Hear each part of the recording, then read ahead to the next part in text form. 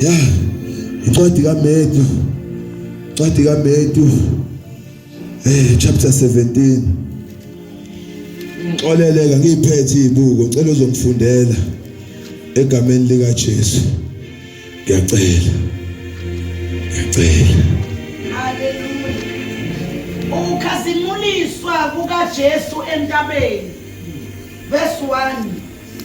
Emva kwezinsuku eziyisithupha, uJesu wathatha oPetru noJakobe noJohane umfowabo, wakhubukela nabo entabeni ende bebodwa.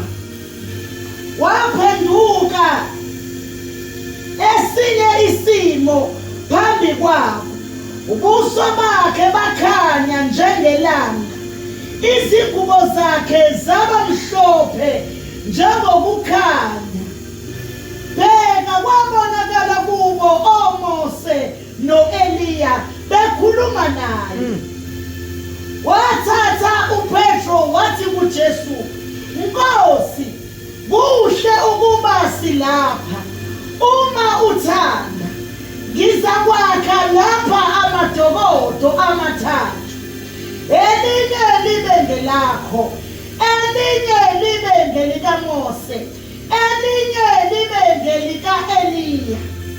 Esakhuluma, bheka, ifu elikhanyayo labasithibeza.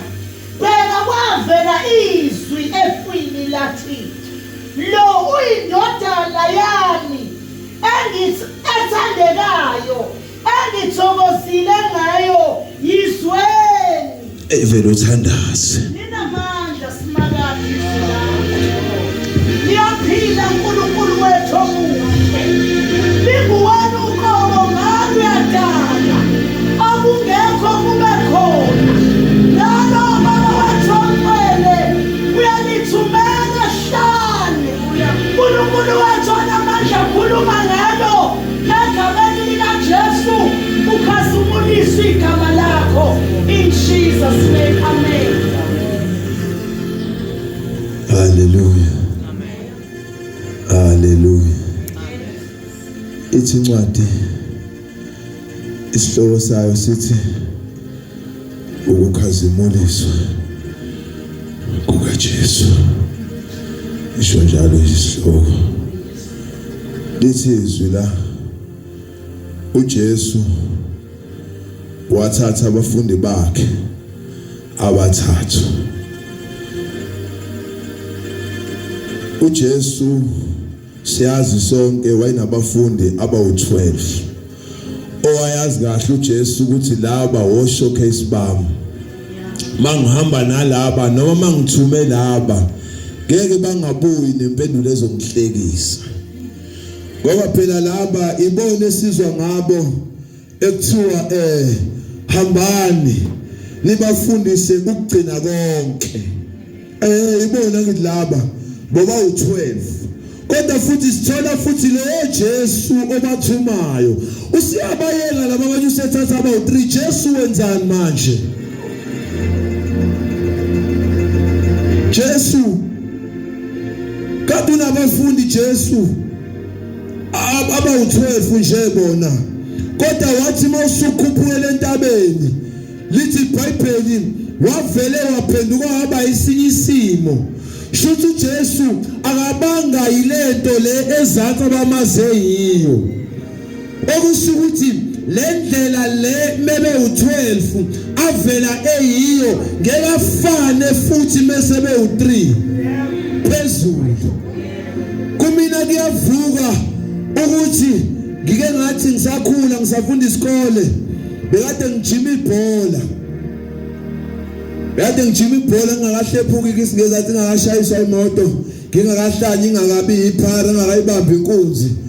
Ngisawumfundi nje, ngisathanda ukhanga, ngisakanywa ngisho ikhanda, ngisagezwa, ngisavuswa, ngisathanda ngiphola ngisho iphalishi ngenze ama-cornflakes nama-Kellogg's konke kanye kanye, kufakwe nesobha ngazi nama-nucleus konke kubhaqwe ndawonye.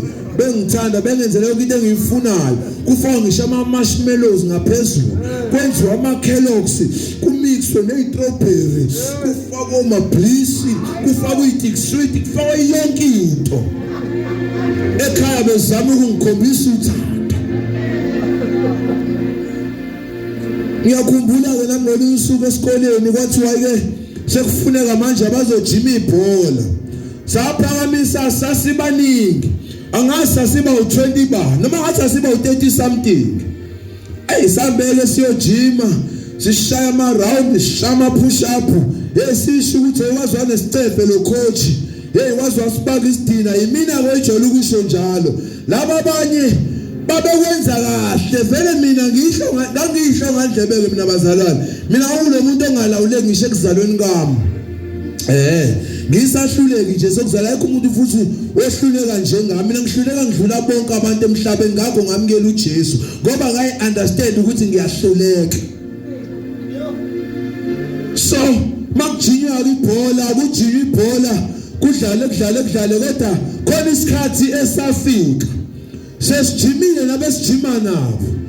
Safaka ngisho emshinini-ke thina, sajimiswa nangemshini, saqukula ney'nsimbi, sibuze ukuthi hayibo iy'nsimbi ziyosizaphi ngoba sidlala ibhola thina la. Yindaba ungalethi ibhola silikhahlele thina ngoba siyodlala ibhola.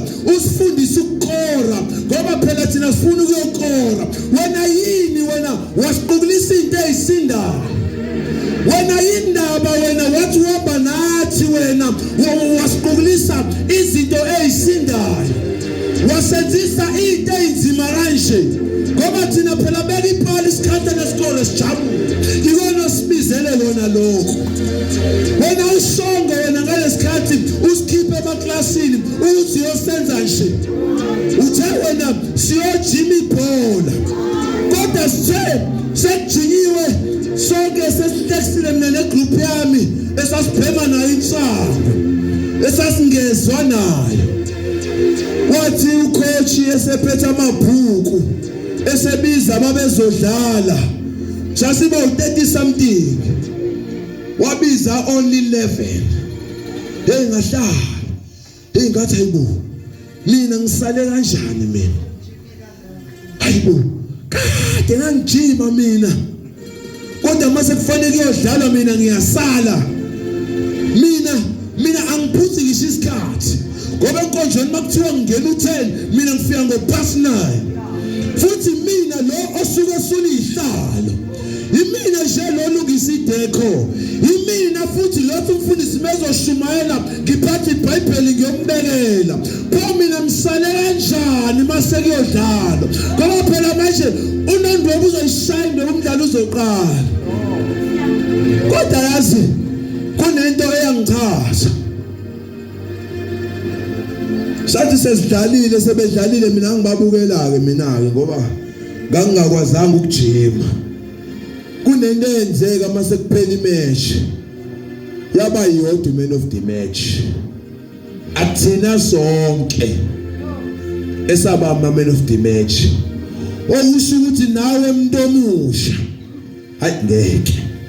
Okusho ukuthi nawe umuntu omusha uke wathi ngolunye usuku manilaye nokulalela.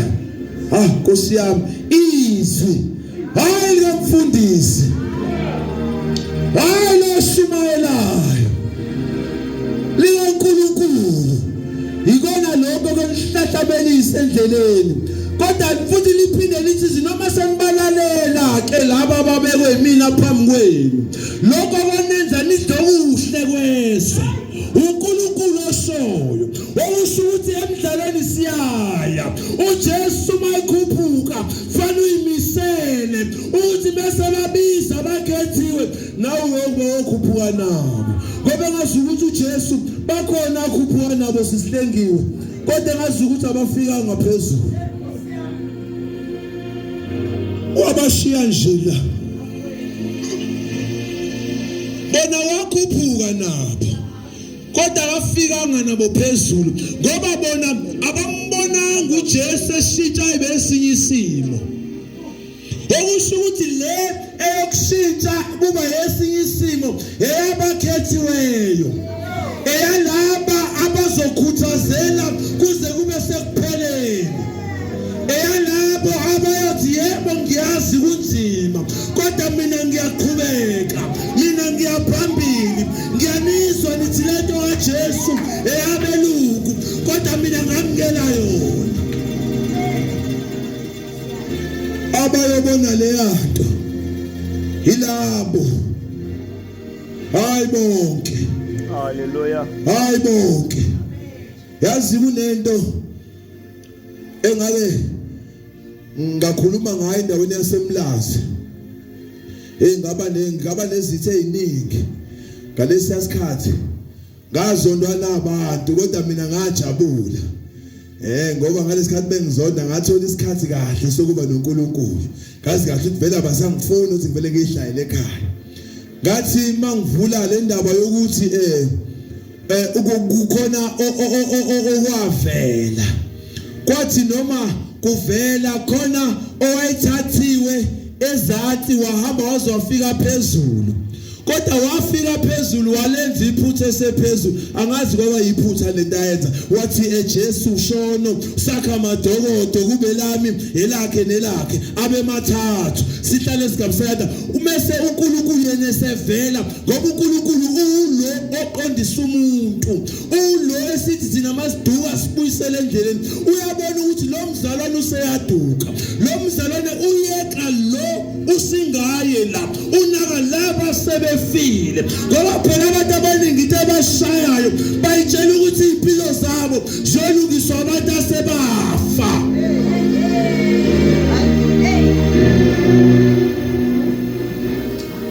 Bazanywa kumina abantu, bazanywa babizwe empephweni kwathiwa nina bomthungo, hayi nina bombulazi. Ngaze ngathemba, ngaze ngezwa ngisho isithazelo ngangasazi ukuthi hayibo kanti nami ngwakandaba.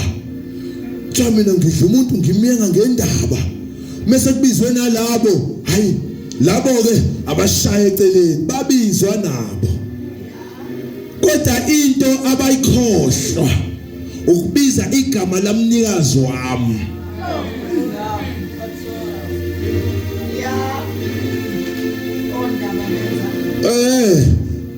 Babiza laba abomnikazi babiza labo abangazi ngami kangcono, bakhohlwa ulo owazi ngami kahle hle, lo owahlala phansi